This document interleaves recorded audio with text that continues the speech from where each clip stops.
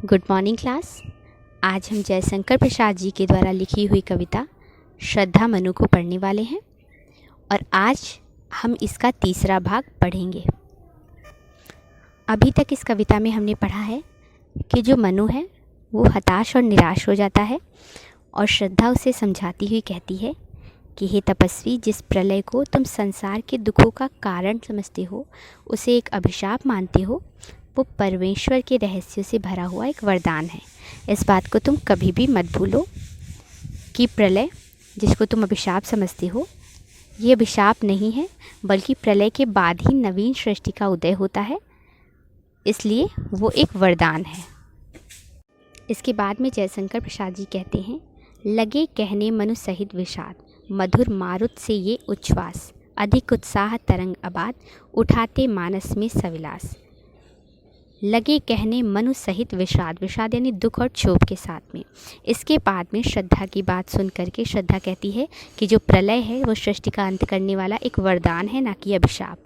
इन शब्दों को सुन करके मनु विषाद यानी क्षोभ के साथ में और थोड़ा सा दुख के साथ में कहने लगे। मनु क्या कहते हैं कि मधुर मारुत से ये उच्छ्वास, उच्छ्वास का मतलब है दीर्घ श्वासें, तुम्हारी ये जो दीर्घ श्वासें हैं ये मधुर मारुत, मधुर मारुत यानी हवा के समान, वो एक शीतल और ठंडी हवा के समान प्रतीत हो रही हैं। और ये उच्छ्वासें मेरे मानस में, उठाते मानस में सविलास, मानस यानी मन में, सविलास यानी कि सौंदर्य के साथ में, अधिक उत्साह और अबाध यानी कि बाधा रहित तरंग को उत्पन्न करने वाले हैं।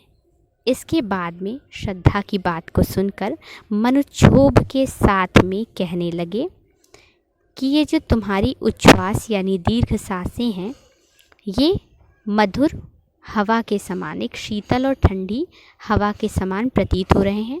जिस प्रकार से एक शीतल ठंडी हवा मन को चंचल और तरंगों से परिपूर्ण कर देती है, उसी प्रकार ये तुम्हारी उच्छ्वास मेरे मन में सौंदर्य से पूर्ण अत्यधिक उत्साह को और बाधा रहित तरंगों को उत्पन्न कर रही है। अर्थात जैसे हवा से हमारा मन प्रसन्न हो जाता है, वैसे इन तुम्हारे शब्दों को सुन करके मेरा मन भी प्रसन्न हो रहा है, मेरे मन में भी आशा का संचार हो रहा है। इसके बाद मनु क्षोभ के साथ में श्रद्धा से कहने लगे कि ये जो तुम्हारी श्वास यानी दीर्घ श्वासें हैं, ये मधुर मारुत यानी कि ठंडी और शीतल हवा के समान प्रतीत हो रही हैं और उसी के समान ये मेरे मानस यानी हृदय में, मन में सौंदर्य से युक्त अधिक उत्साह को और बाधा रहित तरंग को उत्पन्न कर रहे हैं। अर्थात इनको सुन करके मेरे मन में आशा और उत्साह का संचार हो रहा है और इस सृष्टि के प्रति जो मेरा दृष्टिकोण है वो सकारात्मक हो रहा है। किंतु जीवन कितना निरुपाय, लिया है देख नहीं संदेह, निराशा है जिसका परिणाम सफलता का यह कल्पित किए। लेकिन इसके बाद में मनु कहते हैं किंतु, फिर भी, मतलब तुम्हारी ये बातें मेरे मन में उत्साह और तरंगों का संचार कर रही हैं, फिर भी, किंतु यानी फिर भी, जीवन कितना निरुपाय, जीवन कितना निरुपाय यानी उपाय विहीन है। जीवन हमारे हाथ में नहीं है, सब कुछ सृष्टि के नियमों के अनुसार ही होता है, लेकिन फिर भी जीवन कितना निरुपाय यानी उपाय विहीन है। लिया है देख नहीं संदेह, मैंने इसको देख लिया है, इसमें तनिक भी संदेह नहीं है। अर्थात मैं ये जान चुका हूँ कि जो जीवन है ये भ्रम है, मिथ्या है, ये क्षणिक जीवन है, सदैव रहने वाला नहीं है। तो इसमें कोई संदेह नहीं है कि मैंने इसकी उपाय विहीनता को देख लिया है। निराशा है जिसका परिणाम, इस जीवन का जो परिणाम है वो निराशा ही है। हम जीवन भर कितने सारे क्रियाकलाप करते हैं और अंत में एक दिन हम सबको छोड़ करके, निराश करके, दुखी करके चले जाते हैं। तो मनु कहते हैं जीवन का जो परिणाम है वो निराशा ही है। अर्थात हम जीवन में कितने ही लक्ष्यों की प्राप्ति क्यों ना कर लें, अंत में हमें हमारे हाथ कुछ नहीं लगता। तो जीवन निराशा का ही, जीवन का परिणाम निराशा ही है। सफलता का यह कल्पित किए, और ये एक सफलता का कल्पित यानी कल्पना किया हुआ गेह यानी घर है। यहाँ सफलता एक कल्पना के समान है, यानी हम सोचते हैं कि हम बहुत सफल हो रहे हैं, पर वास्तव में ऐसा नहीं होता, हमें अंत में निराशा ही मिलती है। कहा आगंतुक ने सस्नेह, इसके बाद जो आगंतुक है यानी कि आई हुई मेहमान है श्रद्धा, उसने स्नेह के साथ में कहा। अब यहाँ पे श्रद्धा के वाक्य हैं, इससे पहले हम मनु के वाक्य देख लेते हैं। इसके बाद में मनु ने श्रद्धा के वचनों को सुन करके क्षोभ के साथ में कहा कि तुम्हारी ये जो दीर्घ श्वासें हैं, ये ठंडी शीतल हवा के समान मेरे हृदय में सौंदर्य से पूर्ण उत्साह को और अबाध तरंगों को उत्पन्न करने वाले हैं। लेकिन यह जो जीवन है यह कितना उपाय विहीन है, मैंने इसको देख लिया है, मैंने इसकी उपाय विहीनता को देख लिया है, जान लिया है, इसमें तनिक भी संदेह नहीं है। इस जीवन का जो परिणाम है वह मात्र निराशा ही है। इस जीवन के अंत में निराशा ही हाथ लगती है, और जो सफलता है वह यहाँ पर एक कल्पना मात्र है। ये जीवन सफलता का एक कल्पित किया हुआ घर है। अर्थात हम जीवन भर सोचते हैं कि हमने सफलता प्राप्त कर ली है, पर वास्तव में ऐसा नहीं होता। सफलता मात्र एक कल्पना है, क्योंकि अंत में हमारे हाथ निराशा ही लगती है। इसके बाद कहा आगंतुक ने सस्नेह। आगंतुक यानी आई हुई श्रद्धा ने सस्नेह यानी स्नेह के साथ में, प्रेम के साथ कहा, अरे तुम इतने हुए अधीर, कि अरे तुम तो इतने अधीर हो गए हो, तुम इतने धैर्यहीन हो गए हो, हार बैठे जीवन का दांव। और जीवन का दांव जो है वो तुम हार गए हो। भले ही तुम्हारी मृत्यु नहीं हुई है, फिर भी तुम्हारा जीवन से मोह चला गया है, तुम्हारी जीवन की समस्त आशाएं समाप्त हो गई हैं। जीतते मरकर जिसको वीर, और तुम वो दांव जीवन का हार गए हो जिसको मरकर भी वीर पुरुष जीत लेते हैं। अर्थात भले ही वीर पुरुष मर जाएं, लेकिन जीने के प्रति उनकी जो आशा है, उनका जो दृष्टिकोण है वो सकारात्मक ही रहता है। लेकिन तुम तो उसको जीते ही जी हार गए हो। मतलब जो वीर पुरुष होते हैं वो मरकर भी जिंदा रहते हैं, और तुम तो ऐसे हो जो जीवित रहकर भी एक मरे हुए के समान बातें कर रहे हो। इसके बाद आगंतुक ने स्नेह के साथ में कहा कि अरे तुम इतनी अधिक धैर्यहीन कैसे हो गए हो, तुम इतने धैर्य से रहित क्यों हो गए हो। तुम तो जीवन का वो दांव हार बैठे हो जिसको वीर पुरुष मरकर के भी जीत लेते हैं। भाव यह है कि वीर पुरुष अपनी ख्याति से और इसके साथ ही अपने कर्मों से मरकर भी जीवित रहते हैं, लेकिन तुम तो जीवित होकर भी अपनी निराशा से मृतपाय हो गए हो, निराशा के कारण मरे हुए के समान बातें कर रहे हो। इसके बाद प्रसाद जी कहते हैं, तप नहीं केवल जीवन सत्य, करुण यह क्षणिक दीन अवसाद, तरल आकांक्षा से है भरा, सो रहा आशा का आह्लाद। जो मनु हैं वो जीवन के प्रति निराश और हताश होकर, क्षुब्ध होकर और उपायहीन होकर तप में लग गए हैं। अर्थात वो जीवन के प्रति एकदम उदासीन हो गए हैं और तप करना उन्होंने शुरू कर दिया है।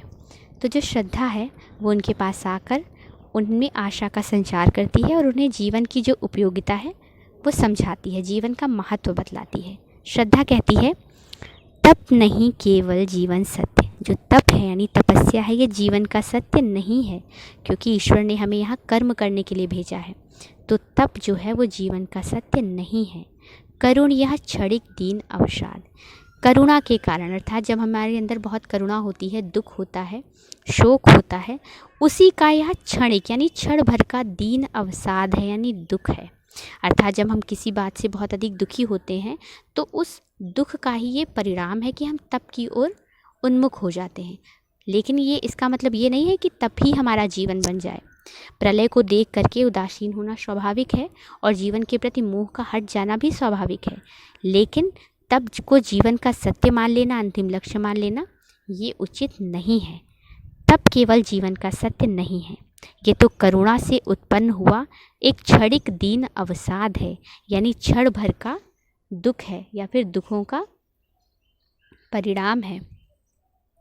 तरल आकांक्षा से है भरा, सो रहा आशा का आह्लाद। तरल यानी चंचल, आकांक्षा यानी आशाओं से, और ये जो अवसाद है यानी दुख है, ये चंचल आशाओं से, इच्छाओं से भरा हुआ है। यानी इस दुख के, इस अवसाद के अंदर भी हमारी चंचल आशाएं विद्यमान होती हैं।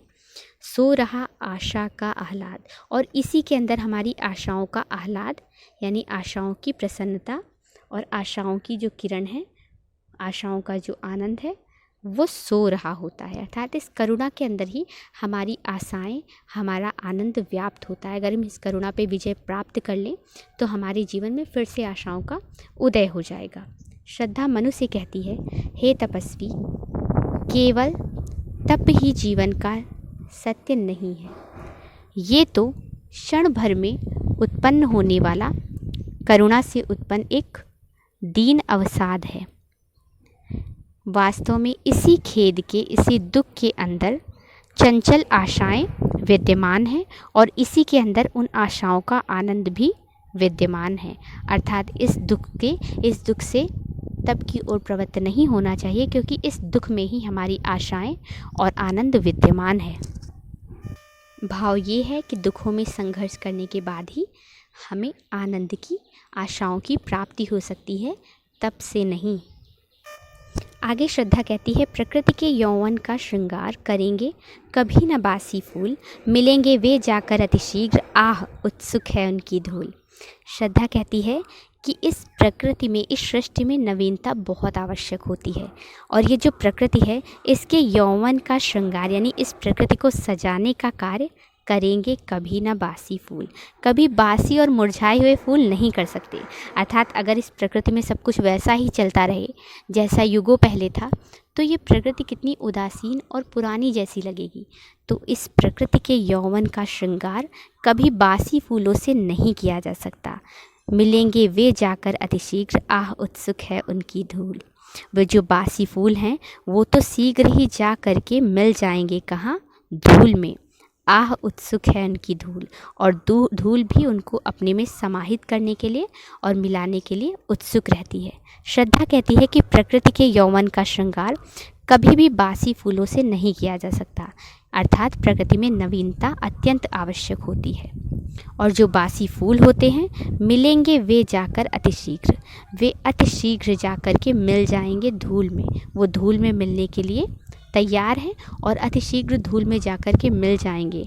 आह उत्सुक है उनकी धूल, और जो धूल है वो भी उन फूलों को अपने में मिलाने के लिए उत्सुक है। इसलिए बासी फूलों से प्रकृति का श्रृंगार नहीं किया जाता, बल्कि वो बासी फूल सिर्फ धूल में मिलने के लिए ही होते हैं। इसी तरह से जो प्रकृति की जड़ता है वो भी प्रलय के द्वारा नष्ट होने के लिए बनी है, और प्रलय के बाद में सब कुछ नया हो जाता है, सब जगह नवीनता का संचार होता है और पुरानी चीज़ों का नाश हो जाता है। इसका भाव यह है कि पुराने फूल जो हैं वो झड़ करके धूल में मिलने के लिए बनते हैं, और जो नए फूल हैं वो उसकी जगह पे आते रहते हैं। सृष्टि पुरानी पड़ती है और प्रलय के द्वारा उसका नाश होता है, फिर से नई सृष्टि की उत्पत्ति होती है, उसकी रचना होती है। ये कार्य चलता रहता है।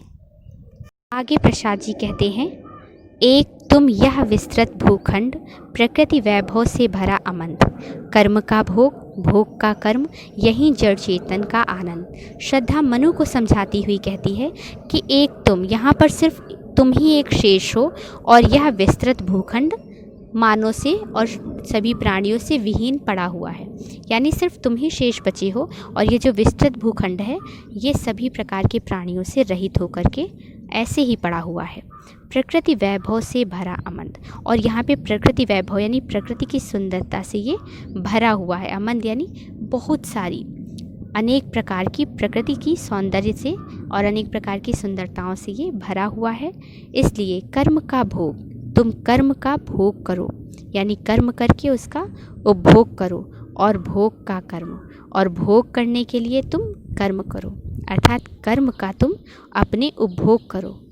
कोई कार्य करो और उसके परिणाम का उपभोग करो, और उपभोग करने के लिए तुम कर्म करो, अर्थात ऐसे निराश और तपस्वी बनकर ना बैठो, तुम कोई ना कोई कर्म करो और उसके फल का उपभोग करो, इस सृष्टि को पुनः संचालित करो।